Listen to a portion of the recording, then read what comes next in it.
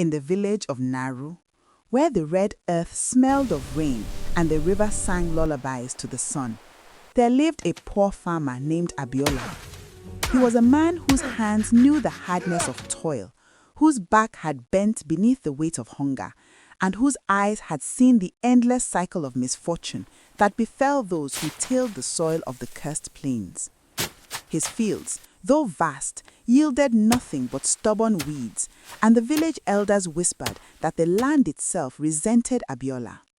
They said the earth bore grudges, remembered old wrongs, and punished those who failed to honor the spirits of the soil.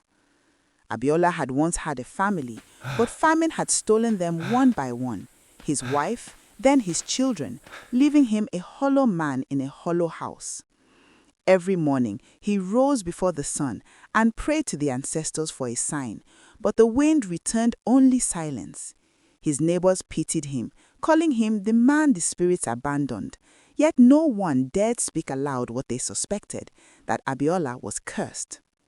It was on such a day, when the sky hung low with thunder and the horizon bled orange into purple, that Abiola wandered into the deepest part of his barren field. There, beneath a cracked and lonely tree stump, he felt a stirring in the soil, as if the earth itself whispered to him. He sank to his knees and pressed his palms against the dry dirt, feeling the heart of the land throb beneath his fingertips. "I will give you life, old soil," he murmured, more to himself than to the land. "If you will not bless me, then I will make my own blessing." Abiola returned home and began a strange ritual. He dug a hole larger than any he had ever made, deeper than the roots of his memories, and placed a seed in it. But it was not just any seed. Abiola had stolen it from the edge of the sacred forest, where the elders forbade villagers to enter. The seed was black as midnight, slick with the oils of unknown power, and it pulsed faintly in his palm. The villagers saw him carrying it, laughing at the foolish old man. "Abiola has lost his mind," they said. "He plants the seed of death." But Abiola ignored them. He buried the seed upside down, whispering to it words no one could understand, words older than the village itself. He watered it with river water and milk, and every night he whispered again, speaking to the seed as if it were a child of his own flesh. He told it his sorrows, his loneliness, his desire for justice in a world that had forgotten him. And the Seasons turned like the pages of a sacred book. Abiola aged, his hair silvering, his hands gnarled like the roots of an ancient tree. And from the soil, a tree grew, not like any other. Its roots curled into the sky, its branches plunged into the red dirt, and its bark shimmered faintly in the moonlight. The villagers, when they first saw it, thought their eyes deceived them. Some whispered that it was a punishment, others that it was a miracle. The tree bore fruit unlike anything anyone had seen, globes of translucent gold, pulsing softly as if holding a heartbeat within. And then, one night, the whispers began. At first, they were faint, like the hum of bees in a hollow log. Abiola, sitting beneath the tree, leaned closer. "Who is there?" he asked. The fruit trembled. "Abiola," a voice said, soft, resonant, alive. "You have remembered." Abiola's heart raced. He knelt beside the tree, touching the glowing fruit. "Who speaks?" he demanded. "The tree speaks," it answered. "I remember all who walk upon this earth, all who sow and reap, all who hide and confess. I remember their sins and their hearts." Abiola's mind spun. Could a tree truly speak? Could it truly know the weight of human hearts? And yet, the truth of it felt undeniable. He could feel it inside the marrow of his bones, a vibrating resonance in the earth beneath him. The next days were a whirlwind of secrecy and fear. Abiola spoke to the tree every night, learning the whispers of the village. He heard of lies hidden behind smiles, betrayals wrapped in friendship, the selfishness and greed that festered beneath the placid surface. and with each secret he felt both dread and power. The tree could heal, healing ailing crops, bringing water to dry wells, but it could also curse. Abiola realized he held a godlike choice in his hands.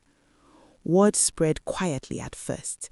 A child missing a day reappeared with the tree's fruit clutched in their hand, murmuring secrets that stunned the elders.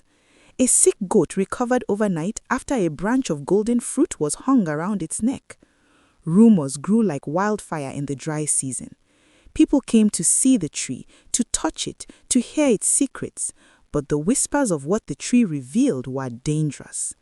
Confessions of theft, betrayal, and secret loss began to surface, and with them, the village tension rose.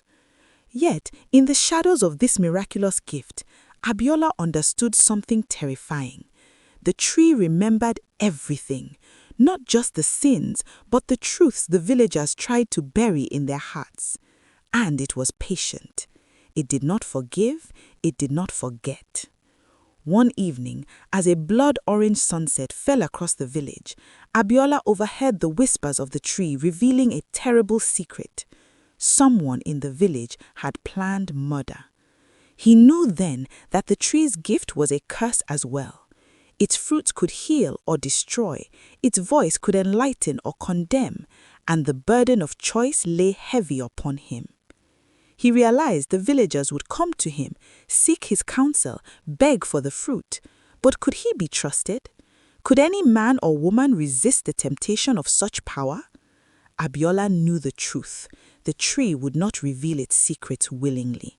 It had chosen him, and now he must choose in return. As night fell over Nayaro, Abiola sat beneath the upside-down tree, feeling the weight of centuries of memory pressing upon him. And from the shadows, the first whispers of a coming storm rustled through the branches, as if the tree itself were warning him that the secret it held were dangerous, that knowledge could destroy more thick than with the it could scent save. of earth and magic, and the final words of the tree that night lingered long after Abiola had left. Some secrets, Abiola, are not meant for the living, but you have unearthed them, and now the village will remember. The next morning, the village awoke to an unusual quiet. The birds seemed cautious, landing lightly on the rooftops as if they too had heard the murmurs of the tree. Abiola, meanwhile, did not sleep.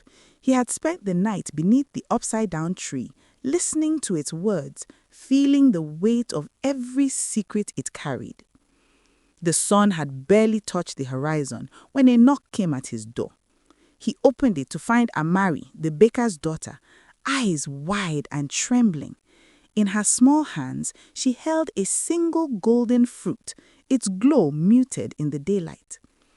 "Abiola," she whispered, voice quivering. "The tree, it spoke to me." Abiola's heart sank. The tree had chosen her to receive its knowledge.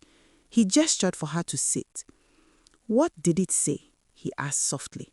But his hands were steady only because he had to appear calm.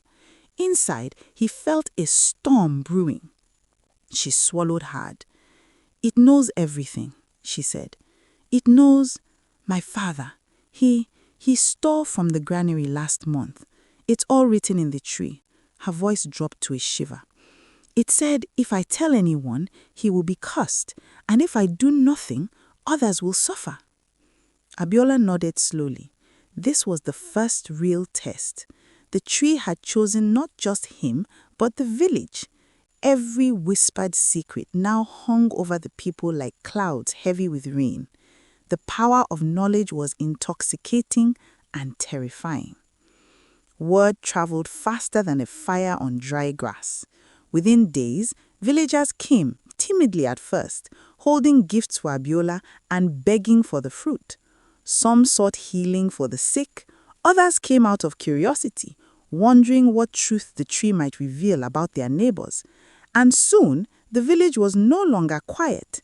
Murmurs turned to gossip, gossip to suspicion, suspicion to conflict. One night, a man named Duro, the village blacksmith, appeared beneath the tree. He was strong and confident, yet his eyes darted nervously. He heard the tree speaks, he said low.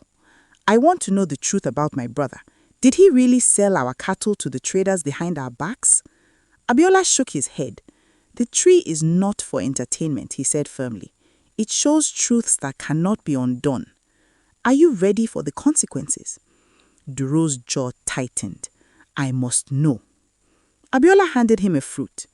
Duro bit into it, and the golden flesh glowed in the moonlight. He recoiled as the whispers filled his mind. Yes, his father had sold the cattle. Yes, for his own profit. Yes, and he had lied to the entire village. Duro's face paled. He turned, furious and fearful, toward Abiola. Why did you let him live? Why did you not punish him? Abiola said nothing. The tree had given knowledge, not justice. That was his burden. As the days turned into weeks, tension in Nyaru rose. Every villager had secrets, and now every secret was at risk. Friends whispered in fear, lovers questioned loyalty, and families argued over long-buried betrayals. The tree's magic was both a blessing and a curse, and Abiola understood the danger. Then one evening, he heard a voice he did not recognize beneath the tree, a voice unlike any other, soft but commanding. Abiola, it said, the village teeters on the edge of ruin. Will you continue to reveal their hearts, or bury the knowledge and risk nothing? Abiola knelt, pressing his palm against the bark. I only sought life. I did not wish this. The tree shivered. A branch dipped close to the ground, and a single fruit fell at Abiola's feet. It pulsed like a heartbeat. When he touched it, vision flashed in his mind. A hidden affair between two elders, a plot to steal the village's grain stores, a forgotten oath broken that once bound the villagers together. The tree remembered it all, and worse, its memories stretched beyond the living. Ancestors whispered too, accusing, Abiola staggered warning, back. judging. He realized the tree did not just speak. It judged, and soon judgment would be demanded. That night, he dreamt of the tree upside down, roots entwined around the villagers' homes. Its voice was no longer gentle. Every choice bears weight, Abiola. You cannot hide from the truth. Choose wisely, or the village will burn with its own sins. Morning came, and with it, a terrible discovery. A villager, enraged by what he had learned from the tree, had attacked his neighbor, accusing him of a theft he did not commit. Blood had been spilled. Panic swept the village. Families barricaded doors, neighbors avoided one another in the streets, and the elders, once revered, now cast suspicious glances at each other, all because of the tree. Abiola walked among the village in the early dawn, his heart heavy. He saw children sneaking into corners to whisper to one another about secrets they had learned from golden fruit. He saw mothers clenching fists in fear, fathers trembling behind their smiles. He saw the blacksmith Duro still fuming from the revelation about his brother, pacing as if the ground itself had betrayed him. The upside-down tree, however, remained silent in the light of day, its glowing fruit hanging like orbs of destiny, patient and unblinking. And yet, Abiola felt its judgment in every fiber of his being. That night, a violent storm rolled in from the distant mountains.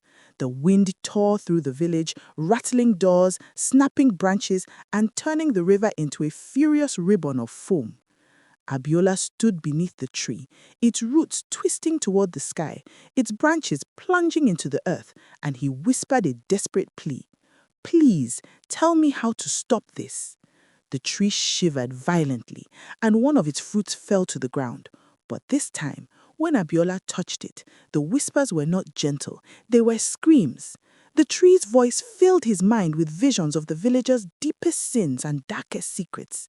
And then came the vision that froze his blood. He saw A Duro, murder the was blacksmith, imminent. raising a heavy hammer above his brother, rage and betrayal etched into his face. He saw Amari, the baker's daughter, trembling in terror, fruit in her hand, unsure whether to intervene.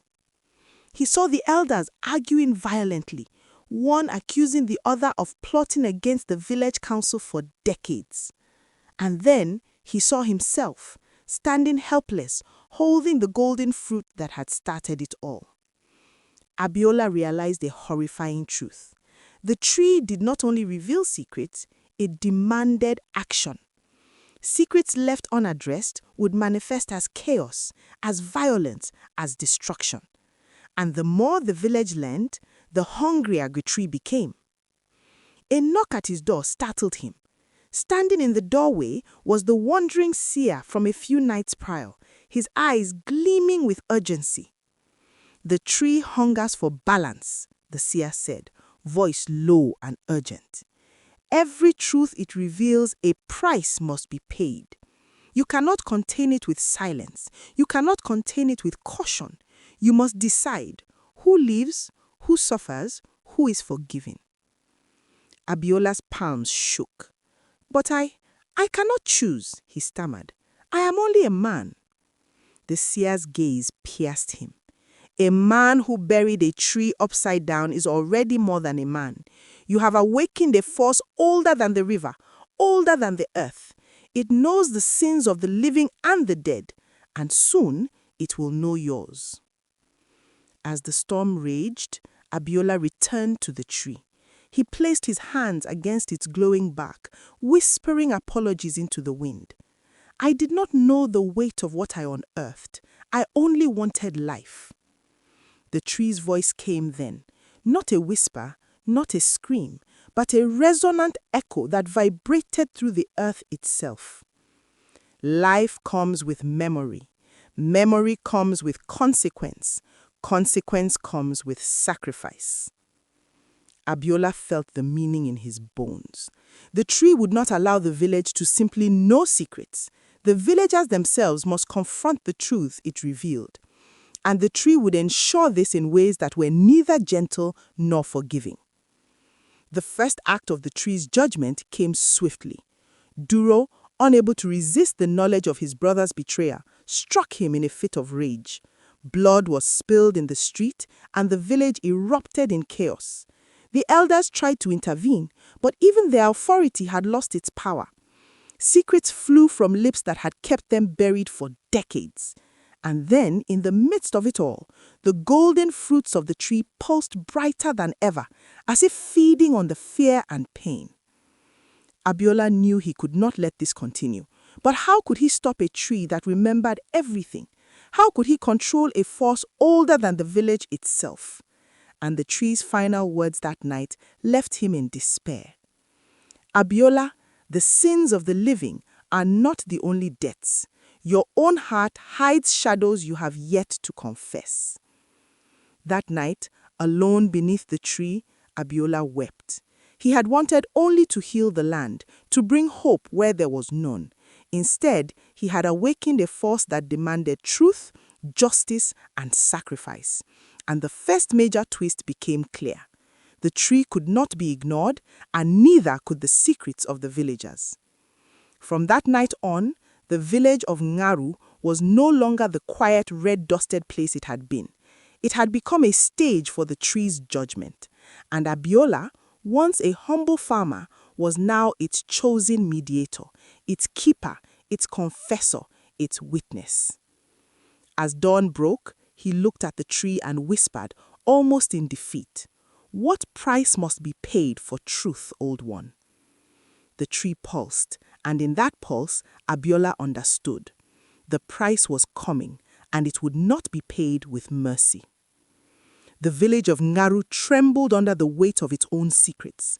Fear clung to the red-dusted streets like smoke, and whispers rose like wind through the rooftops. No one felt safe. No one dared sleep. The upside-down tree, planted long ago by Abiola, had become a beacon and a threat, its golden fruits glowing faintly even under the pale morning through the sun. village, trying to soothe the chaos. He spoke to neighbors, begged the elders for patience, and tried to intervene wherever violence threatened. But it was too late. Knowledge was no longer a gift, it had become a contagion. Even the kindest villagers now glanced suspiciously at friends. Families argued endlessly, and the air was thick with fear and resentment. That evening, Abiola returned to the tree, hands trembling as he touched its glowing bark. Its pulse was stronger now, almost like a heartbeat, and he felt the weight of centuries in its vibrations.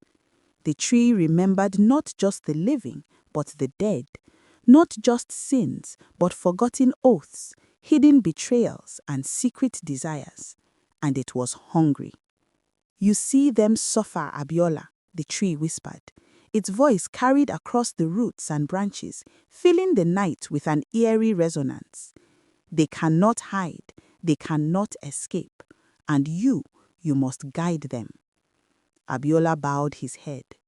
"I do not know if I can," he murmured. "I am but one man. How can I carry the burden of every secret, every sin, every hidden truth?" The tree pulsed again, and visions flooded his mind.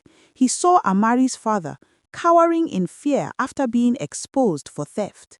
He saw Duro, eyes hollow, pacing endlessly after striking his brother. He saw an entire web of deceit spanning generations, a village built on half-truths and hidden betrayals. And at the center of it all, himself. The tree revealed memories Abiola had long buried. His anger, his despair, the night he had first spoken to the seed, and the selfish hope that planting it might bring life to him alone. A wind rose suddenly, carrying whispers from every fruit. The tree's voice spoke as one and many at the same time. Balance must be restored, blood must be paid, truth must be honored.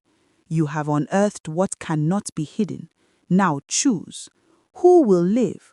Who will bear the burden? And who will fall? Abiola staggered backward, his vision blurred. He realized the tree's judgment was no longer abstract. It demanded action, and failure to act would destroy the village. That night, the first true test came. Two families, long in dispute over an old debt, met beneath the tree in secret. Words turned to shouts, shouts became blows. Before Abiola could intervene, a fruit fell from the highest branch. It pulsed with a strange golden light, and both families froze, staring at it as though hypnotized. "Confess," the tree's voice thundered in their minds. "Confess or be undone." The patriarch of one family trembled. I took more than my share," he cried. His rival paled. "And I lied about the land." They turned to each other, fear and shame etched into their faces. Tears streamed down cheeks hardened by years of resentment. Abiola watched, powerless, as the tree forced confession. The villagers were trapped by truth, bound by an invisible thread that pulled tighter with every revelation. The chaos spread. Another fruit fell, glowing brighter, and revealed a hidden crime by one of the elders, one that had long been covered up to protect the council's authority. The revelation sparked riots in the village square. The council tried to restore order, but the tree's whispers infiltrated every mind. People could no longer lie to themselves, and fear turned to fury. Abiola realized the horrifying truth. The tree was not merely a judge, it was a force of balance, a guardian of moral truth, and it had no mercy. The longer secrets were left unaddressed, the stronger it became, and every action he took risked triggering greater chaos. Desperate, he sought counsel from the wandering seer. The seer listened quietly as Abiola poured out his fears, his guilt, and the nightmare that had become the village. "You cannot stop it, Abiola," the seer said, voice grave. "You may only guide it. The tree chooses who must bear the weight, and the price is never light." Abiola nodded, understanding dawning painfully. He had awakened something ancient, something that demanded accountability and truth, and the tree's next lesson was already approaching. A scream pierced the village. Abiola ran toward the sound and found a young girl, trembling, clutching a golden fruit that glowed with unnatural light. Her father had died suddenly, revealed by the tree's whispers to have hidden a deadly secret for decades. The girl looked at Abiola with wide, fearful eyes. "The tree, it says I must," she stammered. Abiola's stomach turned. He realized the tree's next demand. Someone would have to sacrifice their own safety, their own life to restore balance. And this time, it would not be a gentle act. He stood beneath the upside-down tree, hands pressed against the glowing bark, feeling the immense power flowing through it. He whispered a prayer to the ancestors, to the earth, to the spirits of the village. "Give me strength, give me wisdom, show me the path to save my people, even if it costs me everything." And in the stillness that followed, the tree pulsed brighter than ever. Its voice echoed in his mind. "Abiola, the final test approaches. Will you bear the burden, or will the village fall to the weight of its sins?" The night air in Nyaru was heavy with tension, thick as the red earth itself. Storm clouds roiled across the sky, casting shadows over the village, and the upside-down tree at the center glowed like a heart of fire and gold. Abiola stood beneath it, hands pressed against its glowing bark, sweat streaking his face. The village had fallen into chaos over the past days, and now the tree demanded its final reckoning. "The final test approaches," the tree whispered, its voice deep and resonant, vibrating through the roots and into Abiola's very bones. "Will you bear the burden, or will the village crumble under the weight of its sins?" Abiola swallowed hard. He had walked through this village for days, seeing fear in the eyes of friends, neighbors, and even children. Secrets had shattered families, lies had turned love to suspicion, violence had already claimed lives, and now the tree's voice made clear that balance could only be restored with a sacrifice. He knew what he must do. He had buried the tree upside down out of desperation, out of grief, but now the tree demanded truth, justice, and a payment of the heart. If he did nothing, the village would descend into permanent chaos. If he acted, he might give his people a chance, but at a cost he could not predict. The villagers, sensing the gravity of the moment, gathered hesitantly around the tree. They dared not touch it, yet they could not look away. Some whispered prayers, some tears, and some muttered accusations at neighbors. Abiola lifted a hand to silence them. "I am the one who buried this tree," he said, voice shocking yet firm. "I am the one who awakened it, and I will bear whatever it demands so that the village may live." The tree pulsed violently, almost like a living heartbeat. Then, from its branches, a single golden fruit fell into Abiola's hands. Its glow was blinding, and when he touched it, visions flooded his mind. Every sin, every betrayal, every secret in Nyaru stretching back generations. But beneath it all was something else, a faint pulse of mercy, a reminder of hope. "You must choose," the tree said. "Take the burden into yourself or let the village fall. One life may balance many." Abiola closed his eyes. He thought of the children, the families, the friends he still had, fragile as the morning mist. He thought of the lives lost when secrets were left hidden, of blood already spilled. And now the tree's voice made clear that balance could only be restored with a sacrifice. He opened his eyes and spoke aloud. "I will bear it." Immediately the ground trembled, roots coiled like serpents, branches bent low, and the golden fruits pulsed with blinding light. Abiola felt the weight of every secret, every betrayal, and every sin in Nyaru pass into his body.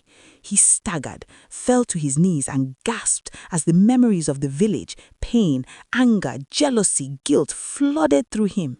Every scream, every whisper, every lie became a part of him. And horror.